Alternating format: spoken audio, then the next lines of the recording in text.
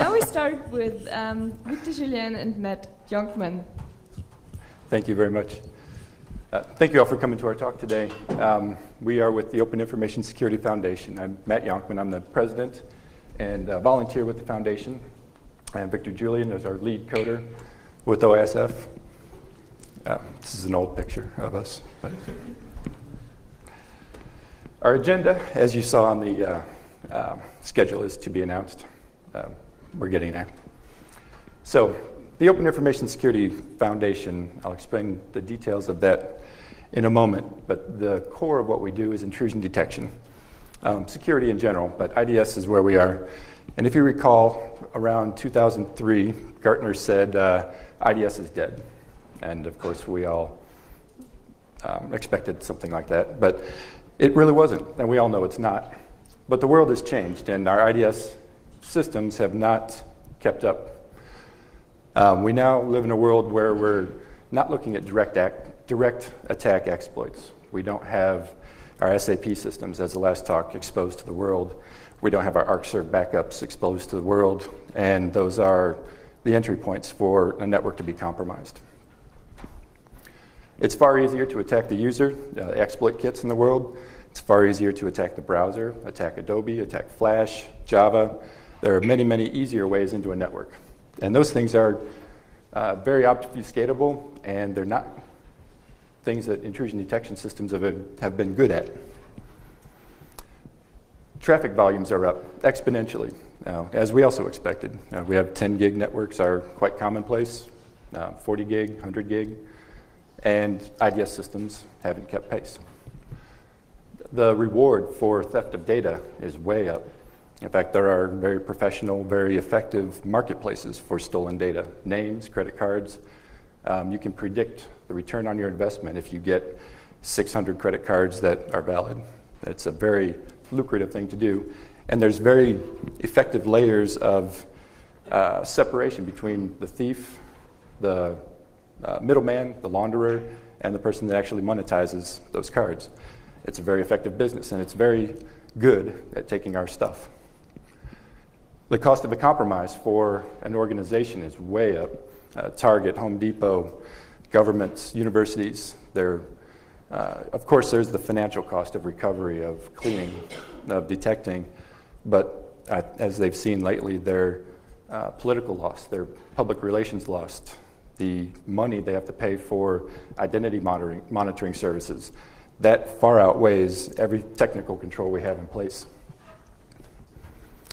And we have significant nation-state activity, nation-to-nation espionage, commercial theft. That's massive, and that's just as lucrative. Now, we've also seen the world change in capabilities. We have computing power we didn't dream of 5 years ago on our phones.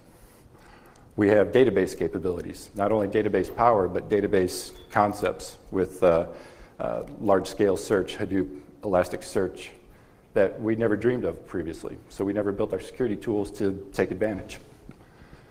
We have a lot of companies, especially in our current climate, spending a lot more and wanting to do a lot more to defend themselves. And us as security guys, in general, we've been saying, well, let's buy other boxes. And there's a sales guy, of course, out there that is happy to sell us more boxes. But we're not necessarily solving the problem any differently. And the amount of intelligence that's available to us now is very different. We have IP and DNS reputation lists that are commonplace and easily accessible for the average end user. We have threat actor database feeds. You can actually track the crews that are attacking your company, and you can pay 5 or 6 different companies that are very good at doing that and telling you about it, but we still don't have a way to apply that information. So IDS needs to change. We need to be able to apply, still use signatures. Signatures aren't gone, they aren't dead. They're still effective, especially with malware. We need to be able to apply these other intelligence feeds. We need to be able to leverage our database analysis capabilities to make better information out of the data we get. We need to think larger picture. Now the thing is, we were thinking this also about 8 years ago. We were still looking at these same problems, and not a lot changed. So we need to build ourselves an engine, one that can do more, go multi-threaded.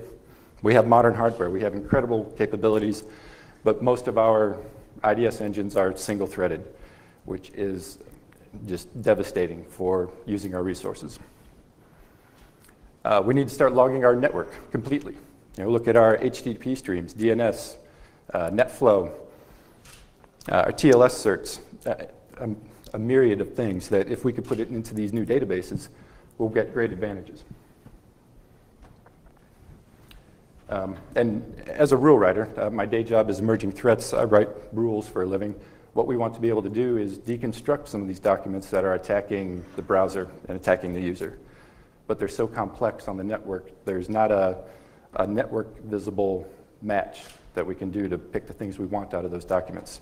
We need to pull them out, decompress them, deconstruct them, iterate functions in code, and find badness. We can't do that with existing IDS. Just looking at something simple, pull a file off the wire, and if it was coming down through an HTTP stream saying I'm payroll.pdf, but it's actually a PE executable, that's a very simple thing that shouldn't ever happen and ought to be easy to stop. Or just pull these files out and run them through the AV real quick. Or do Md5 matching of things we know are good or things we know are bad. Very difficult to do right now. We need to keep signature matching. We've always thought of IDS as not the purview of malware. That's just AV will handle the malware, we do the network stuff. But really, malware is the ideal thing for intrusion detection to find because malware has to talk to somebody. It has to talk to someone on the outside of your network to be of any good to anybody. And they keep doing that, they keep doing it the same way, and they keep using standard protocols. IDS is very, very good at catching CNC. If you can scale, if you can pick the needle out of the haystack. And signatures do needles and haystacks very well. So, to summarize, we need a lot of things. And again, this is the list that we put together at least 2007, 2008 that we wanted to happen. Now, some of these things have come around in commercial IDSs, some have not. But again, IDS is definitely not dead. So there is something new, Suricata, that's what we're here to talk about. And we'll try and make the talk move along pretty quick because lunch is right behind us. So Suricata is free, it's open source. A meerkat is our mascot, just to explain up front. And let me turn it over to Victor Julian, our lead coder for Suricata. It works. So it's good to be back here. I think I was here talking about Suricata for the first time in 2009, and I really didn't know anything about it. So I'm happy to announce today that we actually have something working. What way do I need to move? Away from that? Me. Go ahead. Okay. So yeah, what can Suricata do today? Well, first of all, like Matt said, we need signature matching, and we can match the thousands of attack patterns or signatures to your traffic in, at very high speeds, and many of them. We can detect protocol anomalies. We can extract files from HTTP in our stable version, and in our next upcoming release also from SMTP. Suricata is these days fast, scalable, stable, and is being used in a lot of places. We can apply IP reputation and other types of information sources, such as large lists of Md5 checksums to match against files that go over the wire. One of the more recent additions is a scripting extension where you can do detection within Lua scripts to express detection logic that will not fit in the regular signature language. And this is really very powerful. We've seen examples where people use these scripts to unzip a file, then decrypt it because the malware uses a fixed key, and then iterate over the flash that's within it, iterate through the entire file to find a specific match. Detection like this is very hard to do in a script or in a non-scripting language. So we definitely see a lot of good use of descripting, but it's very advanced for very advanced users. Also, the engine has a lot of features for researchers. So we have many types of outputs and that give you much more information than just this packet costs an alert, but it also tries to tell you why. It has a mode where you can feed thousands of PCAPs an hour to it and just process each of these PCAPs. I think there are known installations where I think 200,000 PCAPs are processed a day on a single box, just as part of malware research. And we have in our new version as well net flow output, where Suricata tracks all the flows on your network because, well, it needs to for its operation. So, well, we can now also output it. And one of the great things about this and other outputs is that it's being done in JSON, which is a structured format that we can use for post-processing very easily, and I'll show a bit more about that later. We are a active open source project, so we have a core group of developers that is being paid by OESF. We have developers that are paid by other members of our community. We have volunteers. We are a very public project. We use Git, we use GitHub, we have a wiki, mailing list, public roadmaps, bug trackers, et cetera, et cetera. Just, I mean, you can really be a part of the community. You can help develop. It's not like some of the open source projects that are, or products, I guess, that just dump a bunch of code on you every 3 months, and that's all the involvement you really have. We are really trying to be part of a community and have a community around us. On the JSON thing, this is a very, I mean, I don't expect you to read this slide. It's just to quickly show you the structure, and I will walk you through it quickly. We have a common header, which is for all the record types. It has a timestamp, the source IP, des IP, that kind of stuff. And then we have a specific record type, which is based on the type of information we try to output. In this case, it's an HTTP request with the file extraction enabled. And you will see that we have the user agent, for example, host name, file name, the magic of the file, just like the Unix file command. It will tell you what the file type is that went over the wire. And we can also calculate the Md5 checksum. This is the more interesting information highlighted. This is another example, TLS certificate information being logged. In this case, I use Remember the Milk, so you can see it here. And also get the fingerprint that you can match against lists of known good or known bad. This is an example of the net flow information. It has the packet counts, it has the TCP flags, and also the app proto field that shows what protocol we detected on this port.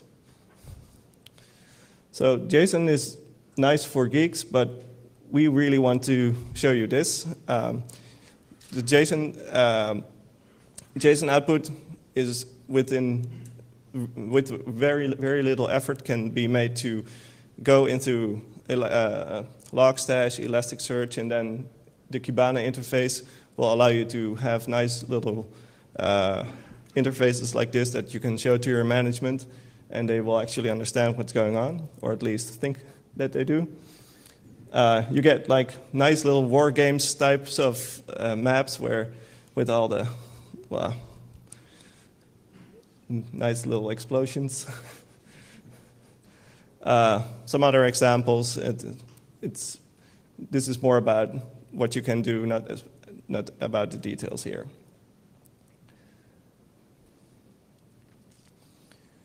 So we have a development roadmap. ICS or SCADA is definitely one of the top priorities. It's being developed currently. We just have a Modbus preprocessor. That's snort terminology that we don't use. A Modbus parser and detection as well.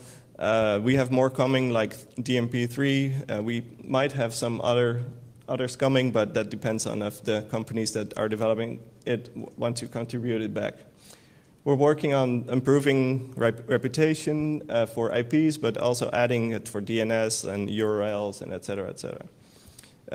TLS, so far, if you looked at IDS, it would detect that there was TLS going on, but then it would try to ignore the traffic afterwards as a performance optimization, and Suricata did the same, and then Heartbleed happened. And suddenly, we realized that we couldn't just ignore TLS traffic anymore, but we had to actually keep looking at it. Even though we cannot see the data that is encrypted, we can still see the TLS records themselves, in which there apparently can be many problems, and we're seeing more and more of that. And given the increased focus of the communities on looking at the several TLS implementations, I expect we will see a lot more problems with TLS, and the IDS can definitely help look at your and validate the traffic or find problems. We don't do decryption. That's often asked if we can look into decrypted stream. We cannot. We don't plan to do this. There are products that could allow it, and if you're in your own environment, you could terminate your TLS traffic before the IDS looks at it. But this is not something Suricata does. So generally, we're in this constant cycle to develop more performance, more protocol support, better detection, and also to make things cleaner, making it easier to participate from both for users and for developers.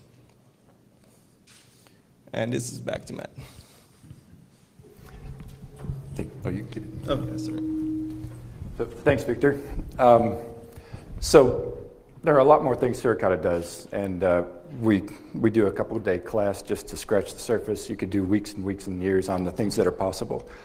But what we want to do is for the mostly familiarize you, let you know that it exists, let you know how it's governed, and then apply that back to our original list of what did we need in IDS even 8 years ago or more, and how we got there and what we want to continue to do.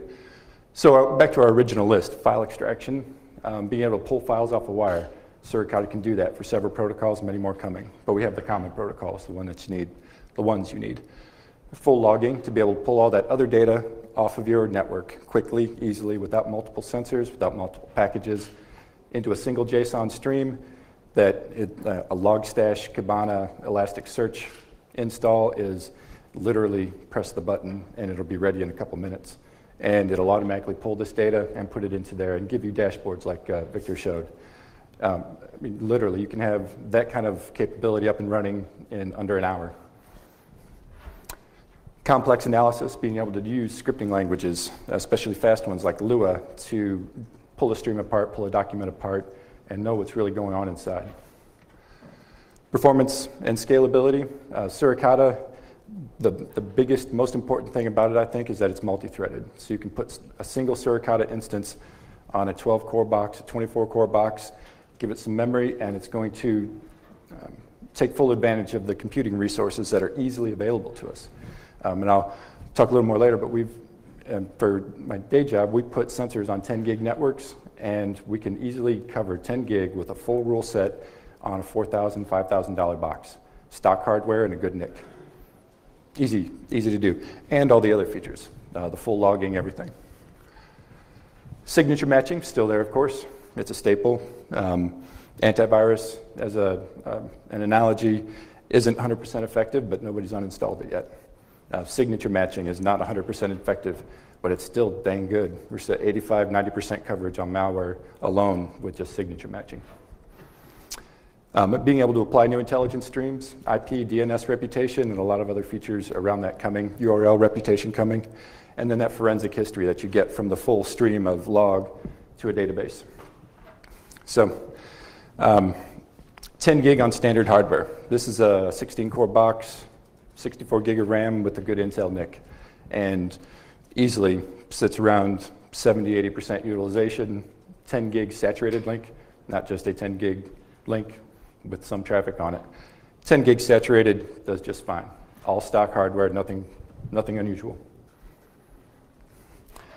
So Suricata came to be 5–6 years ago, and the way we did this was different than other open source projects, especially in our realm. And we did that on purpose to make sure Suricata can live long term after we've lost interest and moved on, after the industry's changed, and also to allow many commercial companies to collaborate and use and take advantage without territory problems, without one company buying, pulling closed source, anything like that. So Suricata is owned fully by the OISF, which is a US 501c3 nonprofit organization governed by the IRS and US law. And we're very strict. We can't sell Suricata. We can't do a lot of things. And we don't want to. We don't want to move the copyright out of the foundation. And in fact, it would be illegal for us to do so. The foundation is funded originally, and why Suricata came to be. Victor, myself, and Will Metcalf, and a few others had ideas. We wanted to do something different, change from Snort, and be able to move faster on development. But we didn't have, of course, have the time to build an entire IDS engine on our own. So about the same time in the US Department of Homeland Security Research and Science and Technology Research Division they were also saying that Snort wasn't going to be able to change fast enough to keep up. And the commercial IDS systems were in even worse shape in general. They wanted something new, they wanted it to be open source, and they wanted the US government to be able to use it. So by happenstance, we all got connected, and pretty much DHS said, all right, here's seed funding, excuse me, seed funding, grant money, and literally our directive was, go do something good in IDS, let us know when you're done. Stayed out of it. We had no milestones, we had no goals, nothing from DHS. They just said, we like the idea you guys have, see if you can pull it off. And the intent was DHS would fund us, seed funding, grant money, to get up at least to a stable, and then from that point on, it was our responsibility to get industry involved, to get the community involved, and make this thing sustain itself in the future. So that's one of the big reasons we went with the foundation. In the foundation, the community and industry have a 50-50 voting right. If we ever come to some feature we want to put in and there's significant disagreement, community and industry, we have to vote it out. That's it. Money doesn't talk, 1 for 1. So that also lets industry have confidence that they can come in here. A lot of the developments and a lot of the great things in Suricata have come from commercial companies that wanted it to work well on their platform, or they wanted that feature to make their thing better, and it's benefited everybody. And everyone's played well together. Absolute bloodthirsty competitors have sat at the same table and had a beer at the Suricata events and brainstorming sessions. And I'm sure when they walk away, they talk bad about each other, but they can cooperate in this forum, and it works quite well. So our community is a lot of companies, a lot of community. There's a lot of collaboration, a lot of donated code, and a lot of government agencies are using and chipping in. So here's just a few of our consortium members, those that are actively involved, donating resources, finances to the foundation. And there are a lot more coming. We have several new ones coming this year as well. We'll be able to announce soon. Here are just a few of many platforms that Suricata is on. About at least half of these are open source distros that are totally free. The other half are commercial appliances, cards, a range of things that Suricata is under empowering. And this is really what we want to see, more of these, because the security industry needs to continue to innovate, but not everybody has to build an engine. The engine should be the building block that everyone can work from. And that's where we want Sarikata to stay. So the IDS of the future, with the meerkats going after the snake. We love this picture. And it's a good metaphor. We like that Suricata is multi-threaded. Suricata can apply significant horsepower to a significant problem, but then there's always a couple more threads watching the other direction. So that's our metaphor in the picture. It's very deep. And I'm trying to get through fast so we have some time for questions and some other things. But the way the foundation and the way Suricata is really innovated is we have brainstorming sessions, open in person at conferences, and also online. And the ideas that come out of those, NetFlow was a recent one that came out of that. You know, somebody raised their hand, well, Suricata is doing all this stuff. I got to have a NetFlow sensor on my network. Can't you just have Suri print it to a log for me? It's like, yeah, that's not too tough. So a lot of different things come like that. So any idea, even if it's not directly security related, if Suricata is appropriate to implement that, it's fair game, and we'll get it done. We also have Suricata training sessions. This is another revenue stream we're building for the foundation. We'll get training from the developers, from experts, and it's a great way to get into things and a great way to go further. And we'll have a user conference coming up in 2015 as well. So more information on those coming.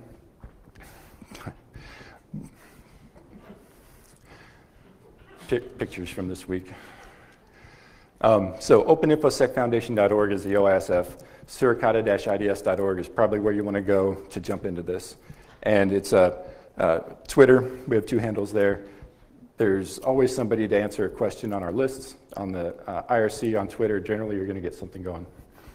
And that's the end of our prepared slides. We really want to make sure we had time to ask you some questions and get your feedback on what's Suricata missing, what ought it do, and of course as well, any questions that you might have about what it can do now and how to get into it. The one thing that... all right.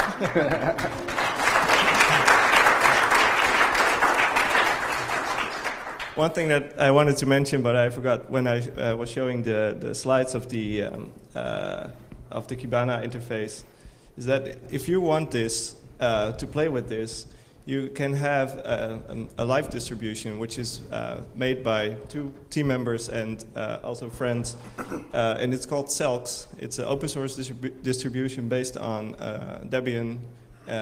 It contains the latest Suricata. It contains all the Logstash and Kibana stuff. So you just boot it up, and pretty much magic starts to happen. And I would highly recommend it to just play with it a little bit and go from there, because it's really a great way to see what Suricata is capable of, what the combination of Suricata and Elasticsearch and Kibana is capable of. And a lot of people have been blown away by it because it's so easy and so easy to see pretty graphs that you can show to your managers and stuff. Questions? And if I could ask while she's getting there, how many people have used Suricata or specifically? A few? Good, we'd love getting to a crowd that hasn't used it much. And how many are IDS aware in general, are using IDS in other forms? Cool, thanks. Sorry to, go ahead please. Well, I'm not an IDS expert, but I would like to know, well, maybe you can spend a few words. Where is the assumption that this system is being placed in the system landscape?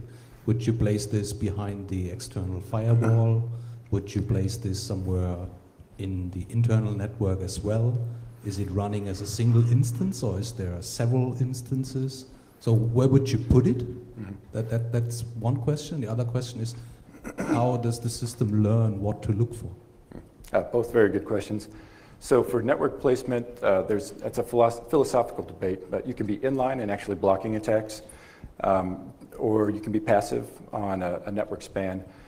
Placement on the network in either case, generally most important is going to be right inside your outbound firewall, because you want to see your inbound hosts before they're natted, and you want to see everything going out. That's generally your most critical, because you want to control information in and out.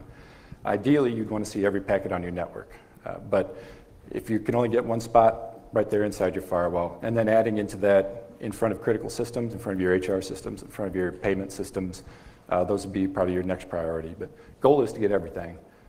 And generally, any network of any size, you're going to have multiple sensors. But as long as you have logical choke points, you can get away with very few sensors and just good hardware. And with Suricata, scale very well, instead of having to do many boxes and traffic distribution, things like that. For the intelligence, Suricata has several ways to bring things in. One is rule set, which at my day job, we have a commercial and an open rule set at emerging threats. That's the most applicable to Suricata, but Suricata can also use snort syntax. It uses the snort syntax. We've added a lot of things to it for Suricata's features, but you can pull in any of those existing rule sets that almost everything, commercial and open IDS systems use the snort syntax. They can import it. So Suricata can pull that. IP, DNS reputation feeds, those you can apply directly as well. So that's where a lot of the intelligence comes in, and that's the traditional IDS model of we know this kind of thing is bad, and I'm going to watch for that. But then the secondary thing, and where Suricata is really moving forward, is that full stream of everything that's happening on my network. And looking at in the Elasticsearch databases like this, a lot of new things really pop up. One good example is malware that uses a domain generation algorithm where a PC gets infected, it's going to do hundreds or perhaps even thousands of DNS lookups until it finds the one that is its CNC. That's going to be one of those spikes right here on an ES graph based on your DNS frequency. They jump out, they hit you in the face. You can't miss them. So there's 3 at least different spots where you look for this data, where you pull it in and where you find it coming out. Does that answer well? Any others?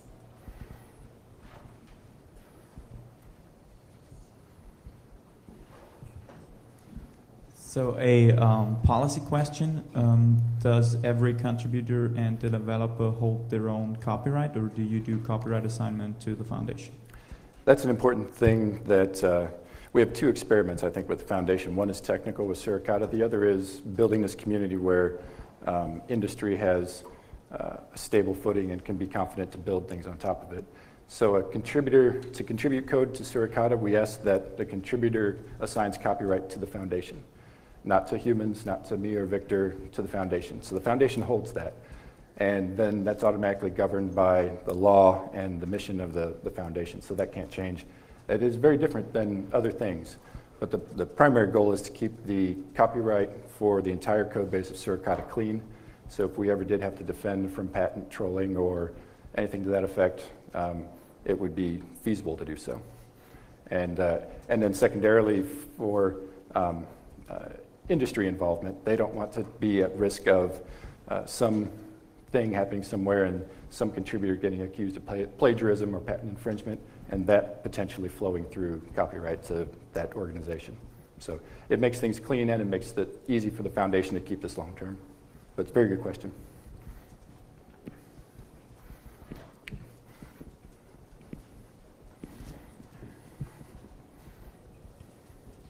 HTTPS content inspection seems to be filtering down into smaller boxes from some of the larger end.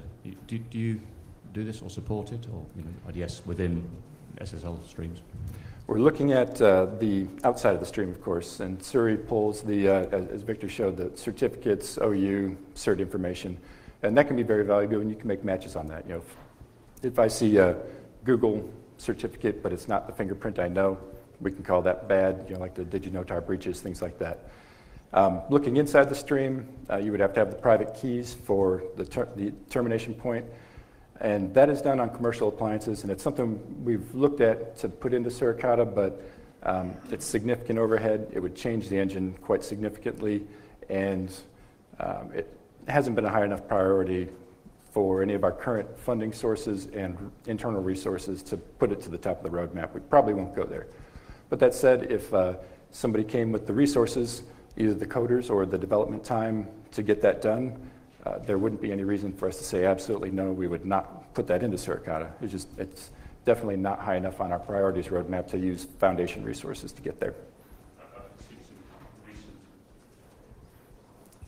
Thanks. Just seeing some recent spearphishing that's come over that vector, and it just seems to be something that's going to be a more of a threat in the future.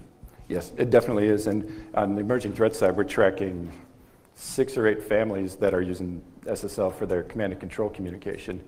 But we can look at the certificates, and we identify the certificate, we call it bad. They stick with the same certs for months. And even a couple like Drydex is using an auto generation script to make the certificate, and it's randomized stuff with pretty clear patterns that's not normal. So we have an IDS signature that actually matches on the randomized self-generated SSL cert. Now, of course, they will get smarter and go further, but we're at least keeping up.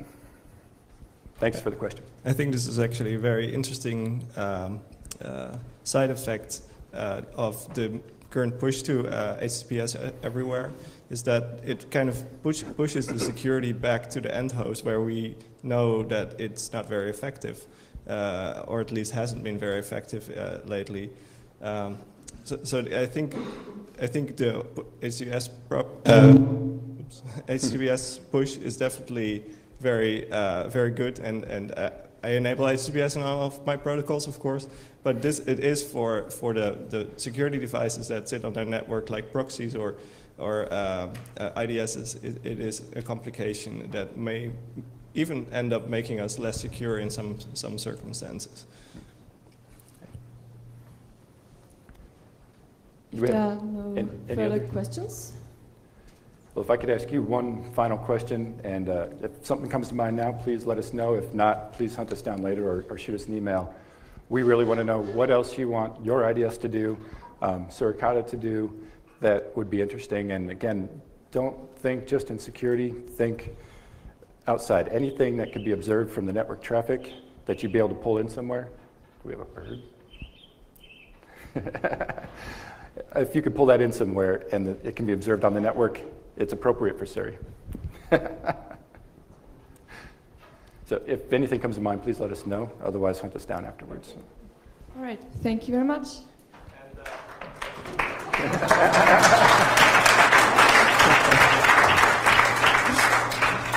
I don't like applause. If you, what's happening? If you're interested in some stickers for OASF or Suricata, they are on the little desk here with the projector.